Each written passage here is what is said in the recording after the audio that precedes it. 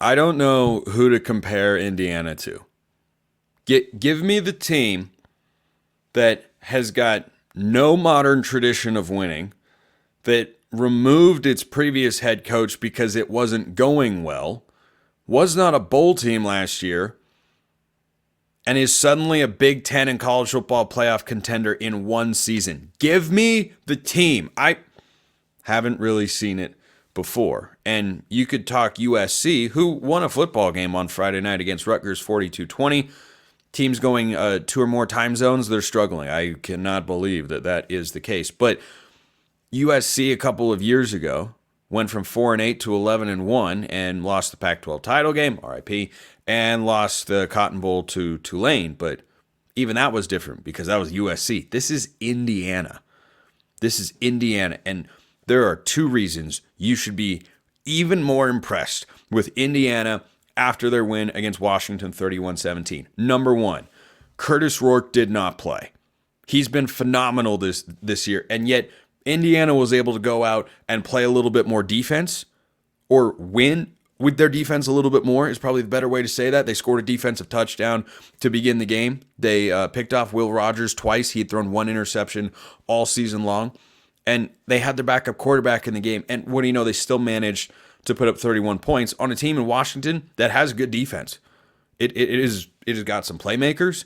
It has got a great coaching staff led by Steve Belichick. Yes, the son of Bill. It's not a coincidence there. But Indiana, boy, there was a comment made on the broadcast that I think was really accurate. Hard to imagine all those games with a half-empty Memorial Stadium. Curt Cignetti's got them rolling. He has got them rolling. And just a reminder, I've said this before with Indiana, it bears repeating. You are always, at the Power 4 level, the right coach away from doing everything you want to and more. We have seen this with Lance Leipold at Kansas. We're seeing it with Cignetti at Indiana. You are always the right coach away. And boy, they've got the right coach. They have got the right coach in Bloomington. Indiana's 8-0. It's their best start, pretty sure, ever to a season. By the way, here's their schedule. At Michigan State, who lost to Michigan today in a game that didn't mean as much as it used to, or didn't mean as much as it will again one day. Jonathan Smith is moving in the right direction. Sharon Moore can get there if they can find a quarterback. They have now played 4 different guys this year. But Davis Warren won, so I presume he'll start against Oregon next week. Anyway, at Michigan State, hosts Michigan. Those will be wins. At Ohio State, oh my gosh. Are you ready for 10-0 Indiana to go to Ohio State, who could be ranked to the top 5, depending on whether they beat Penn State next week? We'll talk about in just a sec. Then they host Purdue, who's not any good. So Indiana is winning bare minimum 10 games this year. And frankly, I have a hard time not seeing Indiana win 11 games and make the college football playoff, whether or not they wind up as the Big Ten champion this season. So, that is a solid lean win for Indiana. I expected them to win, expected them to cover. But the fact that they did it with the backup quarterback and that the defense showed up when all the buzz has been about the offense, yeah, that's impressive there. Washington, that's a no vibe. That's kind of how I expected that game to look. Washington is the best team in the country at moving the ball down the field and doing absolutely nothing with it once they get close. Nebraska, boy, I'm lean win here for Nebraska and lean lose for Ohio State because Ohio State wins the game 21-17. But last week, Nebraska went on the road. They played Indiana, and it was 56-7. Will Howard didn't miss this football game. He had to lead a drive late to give Ohio State the lead. They pick off Dylan Raiola, end of the game. Nebraska is a significantly improved football team. Matt Rule had a heck of a post-game speech. It's about 3.5 minutes. It's worth your time. Go find it on Twitter or YouTube, talking about why he feels there's a championship mentality in that Nebraska locker room. I happen to agree. The fact that they went on the road and got blasted into oblivion a week ago and then have to go on the road again to what most would consider a tougher environment against a better team, and they are more competitive, they play a better football game, that says a lot. That says a lot about what Matt Rule's doing. I thought Nebraska would be an 8-9 win team this year. Haven't wavered off of that prediction, even though they're 5-3 on the season. I think they'll win several football games coming down the stretch. Would not want to be UCLA next week. I think Nebraska is going to have a get-right moment like Alabama did against Missouri. kind of. I'll talk about that more tomorrow. And then they play at USC, host Wisconsin, at Iowa. It's not an easy finish to the year, but Nebraska's not going to win just one of those football games. But Ohio State, 21-17. Didn't look or feel quite right. What wasn't what you would have expected or like, but lo and behold, there is no team in the entire country that plays 12 good football games. So a lot of people are going to look at this Ohio State game and say, Spencer, you gave him a lean lose label. Yeah, that's how you should be feeling because that wasn't a great performance. But against a lot of other inferior competition in the Big Ten, here's what Ohio State has done so far. At Michigan State, 38-7. Iowa, 35-7. So they had a bad game against a good team at home. They still won. You know what great teams are able to do? Win when they don't have their best. Ohio State didn't have their best. They're going to need it next week against Penn State. I owe Penn State an apology. I do. I have to come on here and take the L because I keep picking Penn State to lose. But I'm going to pick them to lose again next week, but that's neither here nor there.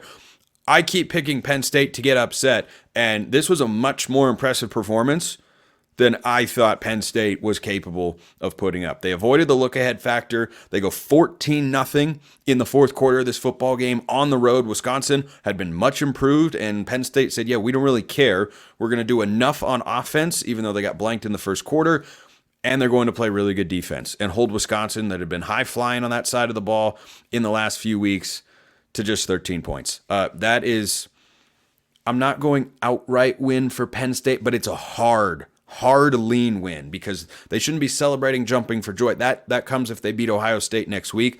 That's going to be a top 5 showdown. A top 5 showdown. That stadium, undefeated Penn State. 1 loss Ohio State. I tell you what, I'm excited about that game already, and it's less than a week away. It's less than a week away. How about a solid lean win for Minnesota, by the way, while we're talking about the Big Ten?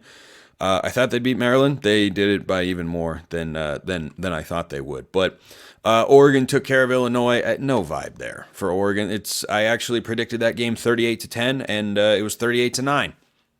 So literally exactly what I expected. But what do you do with USC?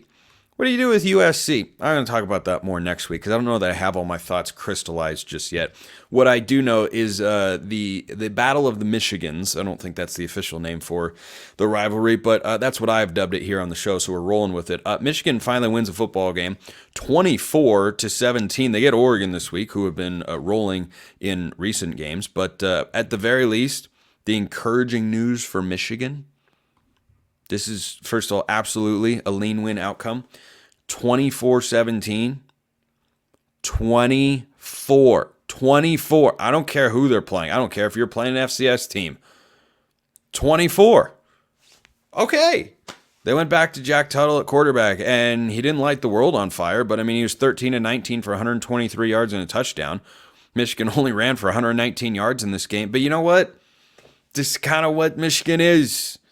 This is what Michigan can do, and yeah, I think it's going to be tough against Oregon and Ohio State, but at least he beat Michigan State. And for the Spartans, thought they'd lose a football game. They did. No vibe. No vibe there. There are no expectations. This is a blank canvas for Jonathan Smith and company. They've pulled their upset of the year against Iowa. I thought they'd win that football game a week ago. Alas, they did. I think he's got to move in the right direction.